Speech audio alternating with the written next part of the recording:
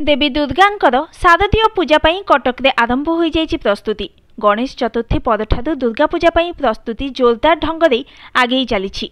विभिन्न पूजा मंडप रे एबे मांकर मृण्मयी मूर्ति रे नड़ा बंधा होई मांकर मूर्तिर एक माटिया परे दुई माटिया कार्य शेष होईछि। अन्य पक्षरे साजसज्जा पाई मध्य विभिन्न पूजा कमिटी तोरण निर्माण कार्य आरंभ करि दैछन्ति। हेले एथिरे बाधा सृष्टि करुछि लगाण वर्षा। दशहरा को मझिरे रहिला आउ मात्र केईटी दिन। कटकर प्रसिद्ध दुर्गा पूजा पई प्रस्तुति गणेश पूजा परठारु जोरदार होईछि। विशेष करी मांकर मूर्ति गढ़न काम आरंभ हो सारिछि। एबे विभिन्न पूजा मंडप रे कारीगर माने मांकर मूर्ति रे नड़ा बंधा काम शेष करी एक माटिया एवं अन्य केतक पूजा मंडप रे दुई माटिया कार्य आरंभ करि दैछन्ति।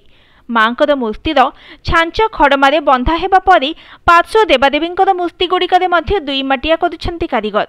एबे लघुचाप जनित वर्षा मूर्ति सुखिबारे बाधा सृष्टि करुछि। मूर्ति टिके सुखिला परे महालय रे मांकर मूर्ति रे खड़ी लागि हेबो। तापरे मांकर रंग काम, साड़ी परिधान, आभूषण पिंधा काम हेबो। केवल मूर्तिर गठन काम नुहे बरं एबेठारु साजसज्जा काम मध्य आरंभ करि देलेनी विभिन्न पूजा कमिटी। तोरण पाई बाउंस बंधाबंधी काम एबेठारु आरंभ होईछि। एथिरे मध्य वर्षा बाधक साजिछि। मझिरे मात्र आउ कम समय थिबारु समस्ते समय अनुଯାयी षष्ठी पूर्वरु कार्य सारिबा पई लागि पड़िछन्ति। गोटिए पटे मांकर मूर्ति गढ़ा चलीथिबा बेले सुउच्च तोरण पूजा आकर्षण साजिबो।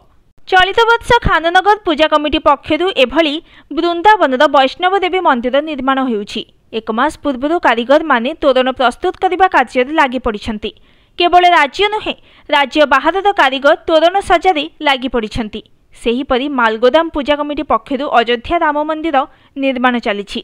2 मास धरी कलिकता मेदिनीपुर कारीगर एठाकु आसी तोरण कार्य लिप्त अछन्ति। पागरे सुधार आसिले खूब शीघ्र काम शेष हेबो बोली कारीगर माने कहिछन्ति।